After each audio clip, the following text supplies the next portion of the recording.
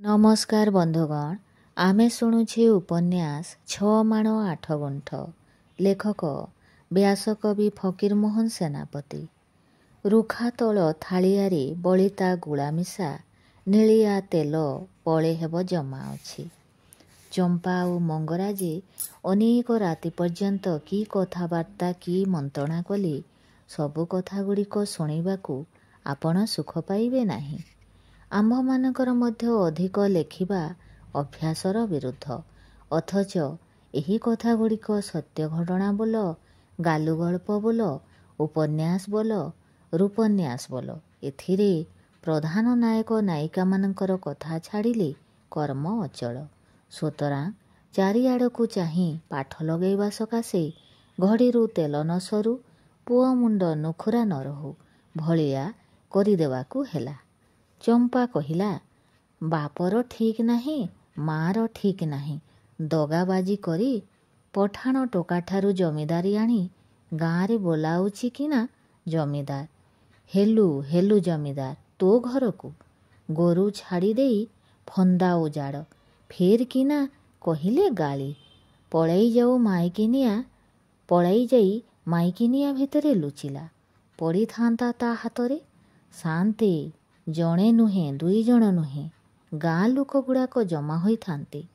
ଦୋକାନ ପିଣ୍ଡାରେ ବସି ପାଟି କରି ଗାଳି ଦେଉଥାଏ। ମୁଁ ପାନ କିଣିବି କ'ଣ, ଦୋକାନ ଦୁଆର ପାଖରୁ ପଳାଇ ଆସିଲି। ଅଳପଇସିଆ ଖଣ୍ଡିଆ ନଈଶୁଆ, ସାନ୍ତେ ମୁଁ କି ଛାଡ଼ିବା ଲୋକ। ଆଉ କେହି ହୋଇଥିଲେ ତା ନାକ କାମୁଡ଼ି ପଳାଇଥାନ୍ତା ପରା। ମାତ୍ର ମଣିଷଟା ଅସୁର ପରି ଭେଣ୍ଡିଆ। ତା ବାଉଁଶ ଠେଙ୍ଗା ଦେଖି ମୋ ପିଳେହି ପାଣି ହୋଇଗଲା। ତୁମ୍ଭେ ଏହାର ବାଟ କର, ନୋହିଲେ ମୁଣ୍ଡ ଫଟେଇ ଦେବି, ବିଷ ଖାଇ ମରିବି, ପାଣିରେ ଡୁବି ମରିବି। ଚମ୍ପା ଏହା କହି ଧକେଇ ଧକେଇ କାନ୍ଦିବାକୁ ଲାଗିଲା।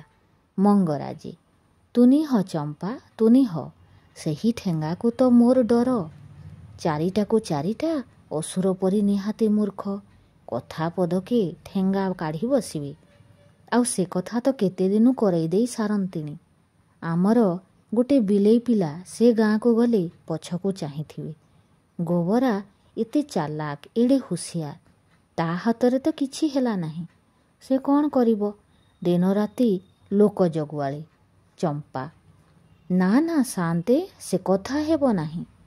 ତୁମେ ଏହାର ବାଟ କର, ନୋହିଲେ ମୁଁ ତ ଗାଁ ମାଇକିନିଆଙ୍କ ଆଗରେ ମୁହଁ ଦେଖେଇ ପାରିବି ନାହିଁ। ସେମାନେ କି ଏଡ଼େ ପାରୁଆ, ହେଲେ ତୁମକୁ ଜିଣିଲେ। ମଙ୍ଗରାଜେ, ଦେଖ ଚମ୍ପା, ଶାସ୍ତ୍ରରେ ଅଛି, ଛଳେ ବଳେ କୌଶଳେ ଶତ୍ରୁକୁ ସାଧିବ ହେଳେ। ମୁଁ ତ ପାରିଲି ନାହିଁ। ତୁ ଏଥର କିଛି ଫିକର କାଢ଼। ତୁ ବିଚାରିଲେ ସବୁ ହେବ। ଦେଖ, ମୁଁ 3 ବରଷ କାଳ ଲାଗି ଲାଗି ସେ ତନ୍ତୀକୁ ପାରିନଥିଲି। ତୁ ଯେପରି ହାତ ଦେଲୁ, କାମ ଫତେ। ଚମ୍ପା ବଇଠା ଟେକିଦେଇ ଗୋଟିଏ ଖୁବ୍ ହସିଲା। କହିଲା, ଦେଖ ସାନ୍ତେ, ପ୍ରଥମେ ମନରେ କରିଥିଲି ପାରିବି ନାହିଁ। ବୁଦ୍ଧି ଖରଚ କଲେ କ'ଣ ନ ହୁଏ। ସେ 6 ମାଣ 8 ଗୁଣ୍ଠ ଚକକୁ କାଲି ହଳ ଯିବ ତ? ମଙ୍ଗରାଜେ, ମୁଁ ହଳିଆମାନଙ୍କୁ କହିଦେଇଛି, କାଲି ସକାଳେ ହଳ ନେବେ। କଢ଼ାଣ ଦୋହଡ଼ା ସବୁ ସରିବ। ମୁଁ ମଧ୍ୟ ବିଲକୁ ଯିବି। ଚମ୍ପା, ସେମାନଙ୍କ ଘର ଭାଙ୍ଗିଦେଇ ଭଲ କଲ। ଘର ଥିଲେ କେତେବେଳେ ଜମି ସକାଶେ ଲଗାନ୍ତେ। ମଙ୍ଗରାଜେ, ଜମି 6 ମାସ ମିଆଦରେ କଣ୍ଟବନ୍ଧକ ଥିଲା। ମିଆଦ ଗଲାରୁ ଜମି ପାଇଲୁ। ମକଦ୍ଦମା ଖର୍ଚ୍ଚ ସକାଶେ ଘର ନିଲାମ ହେଲା। ମୁଁ କିଣିନେଇ ଭାଙ୍ଗି ଦେଇଅଛି। ଚମ୍ପା, ଜମି ହେଉ, ଘର ହେଉ, ଯାହା ହେଉ, ସେହି ଗାଈଟି ଲାଗି ମୁଁ ଏତେ କଥା କଲି। ଗାଈ ତ ନୁହେଁ, ଗୋଟିଏ ଗୁଣ୍ଠୁଣି ହାତୀ। ଆଜି କଚେରୀ ପିଣ୍ଡାରେ ବାନ୍ଧି ଆସିଅଛି। କାଲିଠାରୁ ଉଆସ ଭିତରେ ବାନ୍ଧିବି। ସେ 2ଟା କୁଆଡ଼େ ଗଲେ? ମଙ୍ଗରାଜେ, କେଉଁ 2ଟା? ଭଗିଆ ସାରିଆ, ବାବନା ଭୂତ ପରି ୟାଓଳି ତାଓଳିରେ ପଶୁଛନ୍ତି। ଚମ୍ପା, ସେଦିନ ସକାଳେ ସାରିଆ ମଙ୍ଗଳା ପାଖରେ କାନ୍ଦି କାନ୍ଦି ମୁଣ୍ଡ କୋଡ଼ି ହେଉଥାଏ। ମୋତେ ଦେଖି ଆହୁରି କାନ୍ଦିଲା। କ'ଣ କହିବ ବୋଲି ମୋ ପାଖକୁ ଆସୁଥିଲା। ମୁଁ ମୁହଁ ବୁଲାଇ ଦେଇ ଚାଲି ଆସିଲି। ତାହା ବାଦ୍ ଚମ୍ପା ଓ ମଙ୍ଗରାଜଙ୍କ ମଧ୍ୟରେ ଅନେକ ରାତି ପର୍ଯ୍ୟନ୍ତ କଥାବାର୍ତ୍ତା ହେଲା। ଶେଷରେ ଏମନ୍ତ ସାବଧାନ, ଏମନ୍ତ ଗୁପ୍ତ ଭାବରେ ବସି ମନ୍ତ୍ରଣା କଲେ ଯେ ଆମ୍ଭେମାନେ କୌଣସି କ୍ରମେ ସେଥିର ସନ୍ଧାନ ପାଇପାରିଲୁ ନାହିଁ। ପରସ୍ପର ମୁହଁକୁ ଚାହିଁ ବସିଛନ୍ତି, ଦୁହେଁ କଥାରେ ମଗ୍ନ। ଏମନ୍ତ ସମୟରେ ସେହି ଦୁହିଁଙ୍କ ମଧ୍ୟରେ ଗୋଟିଏ ସ୍ତ୍ରୀ ମୂର୍ତ୍ତିର ଛାୟା ପଡ଼ିଲା। ଦୁହେଁ ଚମକି ପଡ଼ିଲା ପରି ସେହି ମୂର୍ତ୍ତିକୁ ଅନାଇ ରହିଲେ। ହଠାତ୍ କଥାବାର୍ତ୍ତା ବନ୍ଦ। ଆଗନ୍ତୁକା ଫଁ କରି ଗୋଟିଏ ନିଶ୍ୱାସ ପକାଇଲେ। ମନରେ ଦାରୁଣ କଷ୍ଟ ଜାତ ହେଲେ ଯେଉଁ ନିଶ୍ୱାସ ପଡ଼େ, ଏହା ସେହିପରି ତତଲା ନିଶ୍ୱାସ। ସମସ୍ତେ ନୀରବ ନିଶ୍ଚଳ, କାଷ୍ଠ ପ୍ରତିମା ପରି ସ୍ପନ୍ଦହୀନ। ଘର ନିସ୍ତବ୍ଧ। କିଛି କ୍ଷଣ ଉତ୍ତାରେ ମଙ୍ଗରାଜେ ସେହି ସ୍ତ୍ରୀ ମୂର୍ତ୍ତିଟିକୁ ଅନାଇ ପଚାରିଲେ, କ'ଣ? ସମସ୍ତେ ନିରୁତ୍ତର। ପୁନର୍ବାର ମଙ୍ଗରାଜେ ପଚାରିଲେ, କ'ଣ? କିଛି ଉତ୍ତର ନାହିଁ। ପୁନର୍ବାର ପୂର୍ବତ ଦୀର୍ଘ ନିଶ୍ୱାସ। ମଙ୍ଗରାଜେ କିଞ୍ଚିତ୍ ବିରକ୍ତ ହୋଇ ପୂର୍ବଠାରୁ ଉଚ୍ଚ ସ୍ୱରରେ ପଚାରିଲେ, କ'ଣ? କିଛି କହୁନାହଁ କ୍ୟା? ସାଆନ୍ତାଣୀ ଅତି ଧୀର ଅତି ବିନୟରେ କହିଲେ, ମୁଁ କହୁଛି, ରାତି ହେଲାଣି, ଶୋଇପଡ଼। ଆଉ ସେ କଥାଗୁଡ଼ାକ ପାଞ୍ଚ ନାହିଁ। ଚମ୍ପା ଅବଜ୍ଞା କରି ଗମ୍ଭୀର ସ୍ୱରରେ କହିଲା, ହୁଁ। ମଙ୍ଗରାଜେ, ଆଚ୍ଛା, ମୁଁ ଯାଉଛି, ତୁମେ ବାହାରକୁ ଯାଅ। ଚମ୍ପାର ଅବଜ୍ଞା ସୂଚକ ହୁଁ ଶବ୍ଦ ସାଆନ୍ତାଣୀଙ୍କ କଲିଜାରେ ବର୍ଚ୍ଛା ପରି ବାଜିଥିଲା। ତାହା ବାଦ ଆଚ୍ଛା, ତୁମେ ବାହାରକୁ ଯାଅ କଥାଟା ତାକୁ ତାଳୁରେ ସହସ୍ର ବିଛା କାମୁଡ଼ିଲା ପରି ଜଣାଗଲା। ଚମ୍ପା ରହିବ ଭିତରେ, ମୁଁ ଯିବି ବାହାରକୁ। ସେସବୁ ଘଟଣାରେ ପୁରୁଷଙ୍କ କଠିନ ମନ ଭାଙ୍ଗି ପଡ଼େ। କୋମଳମନା ସ୍ତ୍ରୀମାନେ ସହଜରେ ସହିଯାଆନ୍ତି। ସହିଷ୍ଣୁତା ଗୁଣ ସ୍ତ୍ରୀମାନଙ୍କର ପୁରୁଷମାନଙ୍କ ଠାରୁ ଢେର ବେଶୀ।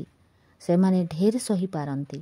ମାତ୍ର ସ୍ୱାମୀର ଅନାଦର ଏବଂ ଅବିଶ୍ୱାସ ସତୀ ସ୍ତ୍ରୀମାନଙ୍କ ପକ୍ଷରେ ଅସହ୍ୟ।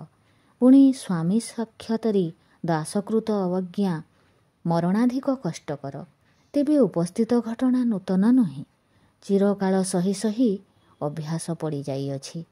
ତଥାପି ସାଆନ୍ତାଣୀଙ୍କ କଣ୍ଠରୋଧ ହୋଇଗଲା। ମୁଣ୍ଡ ବୁଲାଇଲା।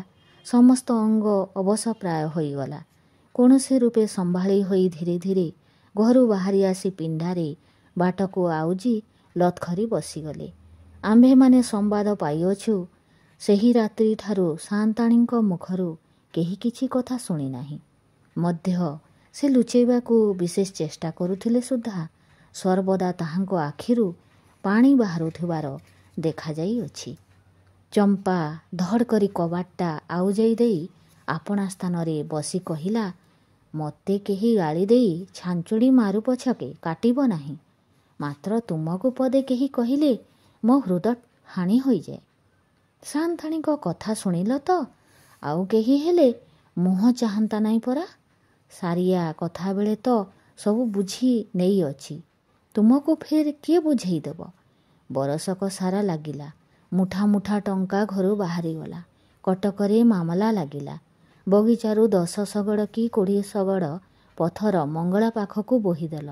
ଶେଷରେ ସାଆନ୍ତାଣୀ କହନ୍ତି ନା, ସାରିଆର 6 ମାଣ 8 ଗୁଣ୍ଠ ଜମି ଛାଡ଼ିଦିଅ, କି ନା ତାହାର ଘର ଭାଙ୍ଗ ନାହିଁ। ଏହା କହି ଚମ୍ପା ଠୋ ଠୋ କରି ହସିଲା। ଘୋର ନୈଶ ନିସ୍ତବ୍ଧତା ଭେଦ କରି ସେହି ପୈଶାଚିକ ବିକଟ ହା ସାଆନ୍ତାଣୀଙ୍କ କର୍ଣ୍ଣପଟହ ଭେଦ କରିଥିବ। ମାତ୍ର ତେତେବେଳେ ତାହାଙ୍କର ସେଥିର ଦାରୁଣତ୍ୱ ଅନୁଭବ କରିବାର ଶକ୍ତି ନଥିଲା। ମଙ୍ଗରାଜ ଚମ୍ପା ମଧ୍ୟରେ ଯେଉଁ କଥା ଚଳିଲା ଅନ୍ୟକୁ ଅଗୋଚର। କେବଳ ଚମ୍ପା ମୁଖରୁ କଥା ଏତିକି ଶୁଣାଅଛି, ତୁମେ ମୋତେ ଖଣ୍ଡେ ବୋଲି 4ଟା ଭାର ସଜାଡ଼ି ଦିଅ। ଦେଖିବ, ମୁଁ ଯଦି ନ କରିପାରେ ନାକ କାଟିଦେବ। ପରିଚ୍ଛେଦ 15 ବାଘସିଂହ ବଂଶ। ପ୍ରସିଦ୍ଧ ଆଇନ ଆକବରୀ ଲେଖକ ଆବୁଲ ଫଜଲ ବୋଲନ୍ତି, ଓଡ଼ିଶାରେ ପ୍ରକୃତ ଭୂମ୍ୟାଧିକାରୀ ଖଣ୍ଡାୟତମାନେ ଥିଲେ। ପ୍ରକୃତରେ ଗଜପତି ଦରବାରରେ ଖଣ୍ଡା ମୁଠିଠାରୁ ଲେଖନମୁନ ପର୍ଯ୍ୟନ୍ତ ସମସ୍ତ ରାଜକର୍ଯ୍ୟ ସେମାନଙ୍କର ହସ୍ତଗତ ଥିଲା। ବେତନ ନିମନ୍ତେ ଗନ୍ତାଘରୁ ନଗଦ ଟଙ୍କା ପାଉନଥିଲେ। ଓଡ଼ିଶାରେ ଅଧିକାଂଶ ଭୂମିଖଣ୍ଡ ଜାୟଗିରି ସ୍ୱରୂପେ ପୁରୁଷାନୁକ୍ରମେ ବାଣ୍ଟି ଖାଉଥିଲେ। ଖଣ୍ଡାୟତମାନଙ୍କ ବାହୁବଳରେ ଓଡ଼ିଶା ବହୁକାଳ ପର୍ଯ୍ୟନ୍ତ ସ୍ୱାଧୀନତା ରକ୍ଷା କରିବାକୁ ସକ୍ଷମ ହୋଇଥିଲା। ପଠାଣମାନେ 3 ବର୍ଷରୁ ଅଧିକ କାଳ ବଙ୍ଗଳା ଦେଶରୁ ଡୁଙ୍ଗି ଡୁଙ୍ଗି ମଧ୍ୟ ସୁବର୍ଣ୍ଣରେଖା ପାର ହୋଇପାରିନଥିଲି। ପାଇକମାନେ ସର୍ବଦା ରାଜଦରବାରରେ ଉପସ୍ଥିତ ନଥାନ୍ତି। ଦଳପତିମାନେ ଆପଣା ଆପଣା ଅଧୀନସ୍ଥ ପାଇକମାନଙ୍କୁ ଘେନି ଗୋଟାଏ ଗୋଟାଏ ଚକ୍ରରେ ବାସ କରୁଥିଲେ। ଦଳପତିମାନଙ୍କ ବୈଠକ ସ୍ଥାନରେ ନାମ ଚଉପାଢ଼ୀ, ସେ ସ୍ଥାନର ମାଲବିନ୍ଧାଣ, ଫରିଖେଳ, କାଣ୍ଡବିନ୍ଧା ଏବଂ ଗୁଳି ମାରିବା, ଏହି 4 ପ୍ରକାର ବିଦ୍ୟାର ଆଲୋଚନା ହେଉଥିବା ଯୋଗୁଁ ତାହା ଚଉପାଢ଼ୀ ନାମରେ କଥିତ ହେଉଥିଲା। ଗଜପତି ବଂଶର ପତନ ଉତ୍ତାରେ ଟୋଡ଼ରମଲ୍ଲ ବଡ଼ ଚଉପାଢ଼ୀକୁ ଜିଲ୍ଲା ନାମରେ ବନ୍ଦୋବସ୍ତ କରିଅଛନ୍ତି। ଓଡ଼ିଶାରେ ଅନେକ ସ୍ଥାନରେ ଆଜି ପର୍ଯ୍ୟନ୍ତ ନାମମାତ୍ର କ୍ଷୁଦ୍ର କ୍ଷୁଦ୍ର ଚଉପାଢ଼ୀ ବିଦ୍ୟମାନ ଥିବାର ଦେଖାଯାଏ ଏବଂ ପ୍ରାଚୀନ ଦଳପତିମାନଙ୍କର ଅଯୋଗ୍ୟ ବଂଶଧରର ମଧ୍ୟ ଅଭାବ ନାହିଁ। ଆମ୍ଭମାନଙ୍କର ବାଘସିଂହ ବଂଶ ପୂର୍ବୋକ୍ତ ଦଳପତିମାନଙ୍କର ଜଣେ ବଂଶଧର ଅଟନ୍ତି। ଏମାନଙ୍କର ସଂଜ୍ଞା ମଲ୍ଲ, ଜ୍ୟେଷ୍ଠପୁତ୍ରର ଉପାଧି ବାଘସିଂହ, ଜ୍ୟେଷ୍ଠପୁତ୍ର ଜାୟଗିରର ଉତ୍ତରାଧିକାରୀ। ଅନ୍ୟ ପୁତ୍ରମାନେ ଭାତିଆ ପାଆନ୍ତି, ପଦା ଭୂଇଁରେ ଗବଦାରୁ। ବାଘସିଂହ ବଂଶ କ୍ଷୁଦ୍ର ଜାୟଗିରିଦାର ଥିଲେ ମଧ୍ୟ ମଫସଲରେ ନାମ ଡାକ ଥିଲା। ରତନପୁର ମୌଜାରେ ଚଉପାଢ଼ୀ, ସେଟା ନିଷ୍କର ଖଣ୍ଡାୟତୀ ମାହାଲ। ତାକୁ ଛାଡ଼ି ତାଲୁକେ ଫତେପୁର ସରଷଣ୍ଢ ଏବଂ କେତେକ ଖଣ୍ଡ ବାଜି ରିପୋର୍ଟ ଜମିଦାରୀ ଥିଲା। ନଟବର ଘନଶ୍ୟାମ ବାଘସିଂ ଜମିଦାରୀ ସବୁ ଉଡ଼େଇ ଦେଇ ଯାଇଅଛନ୍ତି। ଲୋକଟା ବଡ଼ ସାହାଖର୍ଚ୍ଚୀ ଥିଲେ। ଖର୍ଚ୍ଚ ବେଳେ ଆଗ ପଛ ବିଚାର ନାହିଁ। ଆଜି 5 ବୋଇଲେ ନାହିଁ, 7 ବୋଇଲେ ନାହିଁ। ହାତରେ ପଡ଼ିଲା ଦେ ଖରଚ। ମୁହଁ ହରାଇ ଜିନିଷଟାଏ ମାଗିଦେଲେ ନାଁ ପଦ ଶୁଣିବ ନାହିଁ। ଭାଟ ଭିକାରୀ ପାଇଁ ଦ୍ୱାର ମେଲା। ଭାତ ହାଣ୍ଡି ବସାଇ ଟୋକେଇ ଘେନି ତାଙ୍କ ଆଗରେ ଛିଡ଼ା ହେବାକୁ ଲୋକମାନଙ୍କର ଭରସା ଖଟୁଥିଲା। ଖାଇବା ଖୋଇବାକୁ ଷଣ୍ଢଟାଏ। ଗାଁ ଲୋକେ କହନ୍ତି, ବାଘସିଂହ ଆଗରେ ବସି ଯାହାକୁ ଥରେ ସରୁ ଚକୁଳି, ନଡ଼ିଆପୁର ମଣ୍ଡା, ପାଳୁଅ କ୍ଷୀରି ଖୋଇଛନ୍ତି, ବଞ୍ଚିବା ଯାଏ ତାହା ମନରୁ ଯିବ ନାହିଁ। ନଟବର ଘନଶ୍ୟାମଙ୍କ ଦେହ କରି ଋଣ ଥିଲା। ତାଙ୍କ ପଛେ ପଛେ ଜମିଦାରୀ ସବୁ ଯାଇଅଛି। ଥିବା ମଧ୍ୟରେ ଖଣ୍ଡାୟତୀ ମାହାଲ। ନଟବର ଘନଶ୍ୟାମ ବାଘସିଂହଙ୍କର 4 ପୁଅ। ଜ୍ୟେଷ୍ଠ ଭୀମସେନ ବାଘସିଂହ ଓ ଅନ୍ୟ 3 ପୁତ୍ର ପ୍ରହ୍ଲାଦ ମଲ୍ଲ, କୁଚୁଳି ମଲ୍ଲ ଓ ବଳରାମ ମଲ୍ଲ। ପୁଅମାନେ ବାଘ ପରି ଉଡ଼ାବାଜ ନୁହନ୍ତି। ଚାରିଆଡ଼କୁ ନଜର ରଖି ଚାଲନ୍ତି। ପୂର୍ବ ସମ୍ପତ୍ତି ନାହିଁ। ଏକ ରକମ ଦୁଃଖେ ରାମ ସୁଖେ ରାମ ଚଳିଯାଏ। ପାଟ ଚିରିଲେ ପାଟକନା ପୁରୁଣା ଘର ବୋଲି ଲୋକେ ମାନନ୍ତି, ଭୟଭକ୍ତି କରନ୍ତି। ରତନପୁର ମୌଜାରେ ବାଘସିଂହ ଘର ଛାଡ଼ି ଗୌଡ଼, ଭଣ୍ଡାରୀ, ରାଢ଼ୀ, ଗୁଡ଼ିଆ, ପୁଅଭାୟା 18 ଘର। ଏମାନେ ବାଘସିଂହ ପୂର୍ବବଂଶ ଦିଆଜ ଜାୟଗିରି ପୁରୁଷାନୁକ୍ରମେ ଭୋଗ କରି ଆସୁଛନ୍ତି। ଦରକାର ବେଳେ ବାଘସିଂହ ଘରେ ବେଠି କରନ୍ତି। ପୁରୋହିତ ଘର ମଧ୍ୟ ଏହି ଗ୍ରାମରେ। ଏମାନଙ୍କୁ ଛାଡ଼ି ଡମ 8 ଘର। ପର୍ବପର୍ବାଣୀରେ ବାଜା ବଜାଇବା ସକାଶେ ଏମାନଙ୍କର ଜାୟଗିରି ଅଛି। ବାଘସିଂହ ଘରେ ପହରା ଦେବା ଏମାନଙ୍କର ଆଉ ଗୋଟିଏ କାର୍ଯ୍ୟ। ଆଜକୁ 3 ବର୍ଷ ହେଲା ନାନା କାରଣରୁ ମଙ୍ଗରାଜଙ୍କ ସହିତ ବାଘସିଂହ ବଂଶର ଭାରି କଳି ଲାଗିଅଛି। ମଙ୍ଗରାଜେ ଖୁବ୍ ବୁଦ୍ଧିମାନ, ମାଲି ମାମଲାରେ ଖୁବ୍ ଜାହାଁବାଜ, କିନ୍ତୁ ଠେଙ୍ଗା ନାମ ଶୁଣିଲେ ଘରୁ ବାହାରନ୍ତି ନାହିଁ। ଏଣେ ବାଘସିଂହ ବଂଶ ବୋଲନ୍ତି ଠେଙ୍ଗା ସର୍ବାର୍ଥ ସାଧିକା। ବିଶେଷରେ ଡମମାନଙ୍କର ଭୟରେ ମଙ୍ଗରାଜଙ୍କ ଲୋକେ ରତନପୁର ପାଖ ପଶିପାରନ୍ତି ନାହିଁ। କିନ୍ତୁ ଡମମାନେ ବାଡ଼ି ମଧ୍ୟରେ ଚୋରାମାଲ ପୋତି ରଖିଥିବା ଅପରାଧରେ ଜେଲ୍ ଯାଇଅଛନ୍ତି। ଲୋକେ ବୋଲନ୍ତି ଡମମାନେ କୌଣସି ପୁରୁଷରେ ଚୋରି ବିଦ୍ୟା ଜାଣନ୍ତି ନାହିଁ। ମଙ୍ଗରାଜଙ୍କର ଏଥିରେ 2 ଥଳି ଟଙ୍କା ଖରଚ। ମଙ୍ଗରାଜଙ୍କ ଉଦୁଆଁ ଗୋରୁ ରତନପୁର ମୌଜାରେ ଫନ୍ଦା ଉଜାଡ଼ କରିବାରୁ ସେଦିନ ବଳରାମ ମଲ୍ଲେ ଗୋବିନ୍ଦପୁର ମୌଜା ଦୋକାନ ପିଣ୍ଡାରେ ବସି ମଙ୍ଗରାଜଙ୍କୁ ଆଚ୍ଛା 2 ପଦ ଶୋଧିଦେଲେ। ମଙ୍ଗରାଜେ ପାଟି ଫିଟାଇ ପାରିଲେ ନାହିଁ। ଗୋବିନ୍ଦପୁରଠାରୁ ରତନପୁର 2 କୋଶ ଛଡ଼ା, ମାତ୍ର 2 ମୌଜାର ବିଲ ଲଗାଲଗି। ମଙ୍ଗରାଜଙ୍କ ଗୋରୁ ସର୍ବଦା ରତନପୁରର ମୌଜା ଉଜାଡ଼ କରୁଥିବାର ଶୁଣାଯାଏ। ପରିଚ୍ଛେଦ 16 ଟାଙ୍ଗି ମାଉସୀ। ଆଜି ସ୍ନାନ ପୂର୍ଣ୍ଣିମା। ଜ୍ୟେଷ୍ଠ ମାସିଆ ଦିନ। ଭାରି ଖରା। ମହାପ୍ରଭୁ ଅଣସରକୁ ଯାଉଛନ୍ତି। ଭାରି ଗୁଳୁଗୁଳି। ଆଜକୁ 2.5 ମାସ ହେଲା ଟୋପାଏ ପାଣି ଦେଖିବାକୁ ନାହିଁ। ପବନ ଗୁମସୁମ୍ କରି ରଖିଅଛି। ଖୁଣ୍ଟା ଗଛଗୁଡ଼ାକ ଜଗନ୍ନାଥ ମହାପ୍ରଭୁଙ୍କ ଆଗରେ ଗରୁଡ଼ ଖମ୍ବ ପରି ଛିଡ଼ା ହୋଇଅଛନ୍ତି। ଆଉ ଗଛ ଥାଉ ଅଶ୍ୱତତ୍ପତ୍ର ଗୋଟିଏ ମଧ୍ୟ ଖୁସ୍ କରିବାକୁ ନାହିଁ। ଦାଣ୍ଡ ବାଲିଗୁଡ଼ାକରେ ମୁଠାଏ ଧାନ ପକାଇଦେଲେ ଚଡ଼ଚଡ଼ କରି ଖଇ ଫୁଟିଯିବ।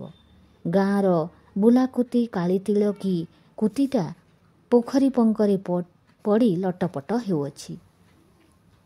ଆଉ ଡେମ୍ଫେ ଜିଭଟା କାଢ଼ି ପକାଇ ଧକାଉଛି। ପାଣିକି ଯାଉନାହିଁ। ପାଣିଗୁଡ଼ାକ ତାତି ଯାଇଛି ନା କ'ଣ? ପଡ଼ିଆରେ ଗୋଟିଏ ମଧ୍ୟ ଗୋରୁ ବାଛୁରୀ ନାହାନ୍ତି।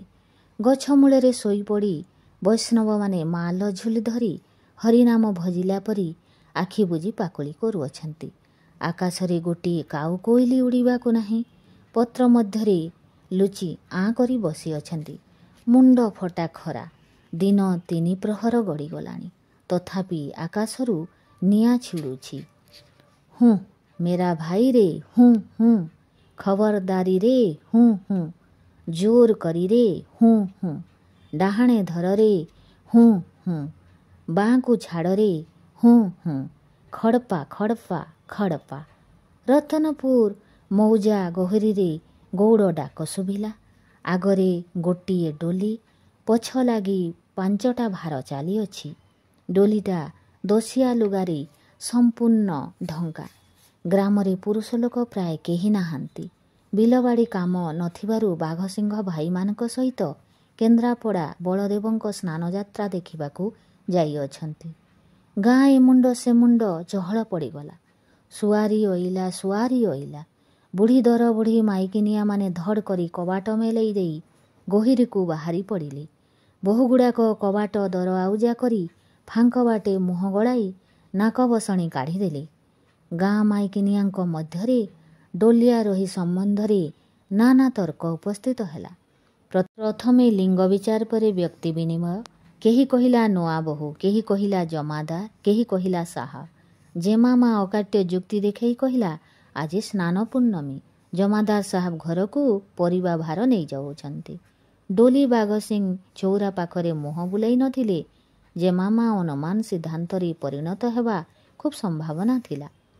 ବେହେରାମାନେ ବାଘସିଂହ ଦୁଆରେ ଡୋଲିଟା ଦୁମ୍ କରି ଥୋଇଦେଇ ଗାମୁଛାରେ ମୁହଁ ବିଞ୍ଚି ହେଲେ। ଗମ୍ ଗମ୍ ଦେହରୁ ଝାଳ ବହିଯାଉଛି। ବାଁ ହାତ ପାପୁଲରେ ମୁହଁରୁ ପୋଷ ପୋଷ ପୋଛି ପକାଉଛନ୍ତି। ଭିତରକୁ ଖବର ଗଲା, ନୂଆ ବୋହୂ ମାଉସୀ ଆସିଅଛନ୍ତି। ଗଲା ମକର ମାସରେ ବାଘସିଂହ ପୁଅ ଚନ୍ଦ୍ରମଣି ଡାଳିଯୋଡ଼ା ଫତେସିଂଙ୍କ ଝିଅକୁ ବିବାହ ହୋଇଅଛନ୍ତି। ଏହି ଡୋଲି ଯେ ସଳଖେ ସଳଖେ ଡାଳିଯୋଡ଼ାରୁ ଅଇଲା, ବିନା ବ୍ୟାଖ୍ୟାରେ ବୁଝିବାକୁ ଗ୍ରାମର ବୁଦ୍ଧିମତୀ ସ୍ତ୍ରୀମାନଙ୍କ ପକ୍ଷରେ ଅଖଞ୍ଜ ହେଲା ନାହିଁ। ମାଣିକ ଭଣ୍ଡାରୁଣୀ ସାନ୍ତାଣୀମାନଙ୍କୁ ଖବର ଦେବା ସକାଶେ ଭିତରକୁ ଧାଇଁଲା। ଆମ୍ଭମାନଙ୍କ ମାଣିକର ନାମ ଶୁଣିଥିବେ, ନଚେତ୍ ଶୁଣିବା ଆବଶ୍ୟକ। ଏହାକୁ ତୁଚ୍ଛା ଭଣ୍ଡାରୁଣୀଟିଏ ବୋଲି ଜାଣିବେ ନାହିଁ। ଏ ବୁଦ୍ଧିରେ, ମାମଲତାରେ, ଗୁଣରେ ଅନେକ ପୁରୁଷର କାନ କାଟି ଛାଡ଼ି ଦେଇପାରେ। ଗ୍ରାମର ସମସ୍ତ ଲୋକ ଏହାକୁ ଡରିଥାନ୍ତି। ବୁଢ଼ୀ ଦରବୁଢ଼ୀ ପର୍ଯ୍ୟନ୍ତ ଭାରି ଭାରି କଥାରେ ଏହାଠାରୁ ପରାମର୍ଶ ନେଇ କାର୍ଯ୍ୟ କରନ୍ତି। ଗୁଣି ବିଦ୍ୟାରେ ଏହା ଆଗରେ କେହି ଛିଡ଼ା ହୋଇପାରିବ ନାହିଁ। ଗାଁର କଅଁଳା ପିଲାଙ୍କୁ ଦୃଷ୍ଟି ହେଲେ ଫୁଙ୍କି ଉଡ଼ାଇ ଦିଏ। ଦାଇପଣରେ ଖୁବ୍ ଟାଣ। ବୋହୂ ଝିଅ ଦେହକୁ ଲାଗିଲେ ଉଠିଆରି ପର୍ଯ୍ୟନ୍ତ ପୁଆତି ପାଖ ଛଡ଼ା ହୁଏ ନାହିଁ। ମୂଳ ମୂଳିକା ମଧ୍ୟ ଢେର ଜଣା। ପର ଉପକାର କରିବାକୁ ଯେପରି ହୁମଜୁମ, ଉପରେ ପଡ଼ି କଜିଆ କରିବାକୁ ସେହିପରି ମଜଭୁତ। କଜିଆରେ ଲାଗିଅଛି ତ ସେଦିନ ଗାଧୁଆ ନହେଲା। କାହାରି ଦେହ ପାକୁ ଲାଗିଲେ ତାହାକୁ ଯଦି 2 ପଦ କଅଁଳେଇ କହିଦେଇଅଛ, ନ ଖାଇ ନ ଶୋଇ ରାତି ସାରା ବସି ଦେହରେ ହାତ ବୁଲଉଥିବ। ବାହାପୁଆଣୀରେ ଡାକ ନ ଡାକ ମାଣିକ ଉପସ୍ଥିତ। କହ ନ କହ ସବୁ କାମ ସାରି ପକାଇବ। ମାଣିକ ନ ଜାଣେ ଏମନ୍ତ କଥା ନାହିଁ। କଟକ କଥା, ସାହେବ ଘର କଥା, ପୁରୀ ଜଗନ୍ନାଥ ମନ୍ଦିର କଥା ଇତ୍ୟାଦି କଥାମାନ ଗ୍ରାମର ସ୍ତ୍ରୀ ଲୋକମାନେ ମାଣିକ ମୁହଁରୁ କେବଳ ଶୁଣିବାକୁ ପାଆନ୍ତି। ମାଛ ବିନା ପୋଖରୀ ଥାଇପାରେ, ମାତ୍ର ନିନ୍ଦୁକ ଛଡ଼ା ଗାଁ ନାହିଁ। କେହି କେହି କହନ୍ତି, ମାଣିକଟା ଡବଡବି, ମିଛୋଇ, ଆଗତ କହି। ଏହାର 3 ପୁରୁଷରେ କେହି ଗାଁ ଡେଇ ନାହାନ୍ତି। କଟକ କଥା, ସାହେବ ଘର କଥା କାହୁଁ ଜାଣିଲା? ବାଘସିଂହ ଉଆସରେ ମାଣିକର ଭାରି ଖାତର। ସହସ୍ର ଥର କଥିତ, 100 ଥର ଶ୍ରୁତ। ରଜା ପୁଅ, ମନ୍ତ୍ରୀ ପୁଅ, ସାଧବ ପୁଅ, କଟୁଆଳ ପୁଅ 4 ଜଣ ମିଳି ବିଦେଶ ଯିବା କଥା, କଲରେଇ ଦେଇ କଥା, ନଈ ସେପାରି ମଙ୍ଗଳା କଥା ଇତ୍ୟାଦି କାହାଣୀମାନ ଶୁଣିବା ସକାଶେ ପ୍ରତିଦିନ ସନ୍ଧ୍ୟାବେଳେ ସାନ୍ତାଣୀମାନଙ୍କର ଡାକରା ଆସେ। ରାମ ରାବଣ ଯୁଦ୍ଧ କଥା ମାଣିକ ମୁହେଁ ମୁହେଁ କହିଯାଏ। ଯେ କଥା ପଚାର ସେଥିରେ ଜବାବ ନିଶ୍ଚୟ ପାଇବ। ମାତ୍ର ଗୋଟିଏ କଥା, ସେ ଯାହା କହିବ ତୁମେ ସେଥିରେ ହୁଁ ଦେଇ ଯାଉଥିବ। ଯଦି ବୋଲ ନୁହେଁ ପରା, ଆଉ ଯାଅ କାହିଁ, ସେ କଥା ଯାଉ। ସ୍ୱନାମା ରମଣୀ ଧନ୍ୟା। ମାଣିକକୁ ଗ୍ରାମରେ ସମସ୍ତେ ଭଲ ଜାଣନ୍ତି। ଆମ୍ଭମାନଙ୍କର ଚିହ୍ନେଇ ଦେବା ଅନାବଶ୍ୟକ। ଡୋଲି ମଝି ଦାଣ୍ଡରେ ଯାଉଥିବା ବେଳେ ମାଣିକ ପଛରେ ଥିବା ଭଣ୍ଡାରୀ ସାଙ୍ଗରେ କଥାବାର୍ତ୍ତା କରି ହାଲଟା ବୁଝିଗଲା। ତାହା ବାଦ ବାଘସିଂହଙ୍କ ଦାଣ୍ଡ ଦୁଆରୁ ପାଟି କରି ଉଆସ ଭିତରକୁ ଧାଇଁଲା। ବଡ଼ ସାଆନ୍ତାଣୀଏ, ସାନ ସାଆନ୍ତାଣୀଏ, ମଝିଆ ସାଆନ୍ତାଣୀଏ, ଧାଇଁ ଆସନ୍ତୁ, କେଉଁଠାରେ ଅଛନ୍ତି? ଡାଳି ଯୋଡ଼ାରୁ ସମୁଦୁଣୀଙ୍କ ସୁଆରୀ ଆସି ଓଳିଏ ହେଲା ଦାଣ୍ଡ ଦୁଆରେ ବସିଲାଣି। ସମୁଦୁଣୀଙ୍କ ଆସିବା କଥା ମୁଁ 4 ଦିନ ହେଲା ଶୁଣିଲିଣି। ଆପଣମାନଙ୍କୁ କହିବାକୁ ଭୁଲି ଯାଇଅଛି। ସେ କାଲିଠାରୁ ଡାଳି ଯୋଡ଼ାରୁ ବାହାରିଲେଣି। ମୁଁ କହୁଛି, କହ ଏତେ ଡେରି କିଆଁ ହେଲା? ଡାଳି ଯୋଡ଼ାରୁ ଆସିବା ବାଟ ପାଖରେ ଯେ ବଡ଼ ପୋଖରୀଟାଏ ଅଛି, ସେଇଠାରେ ଗାଧୁଆ ପାଧୁଆ କରିବାରେ ବିଳମ୍ବ ହୋଇଗଲା। ବାଘସିଂହ ଘରର 4 ଯା ଏକ ଜାଗା ହୋଇ ପରସ୍ପର ମୁହଁ ଚୁହାଁ ଚୁହିଁ ହେଲେ। ସେଥିରେ ଅର୍ଥ ଅଭ୍ୟାଗତା ଅନାହୁତା ସମୁଦୁଣୀ ସମ୍ବନ୍ଧରେ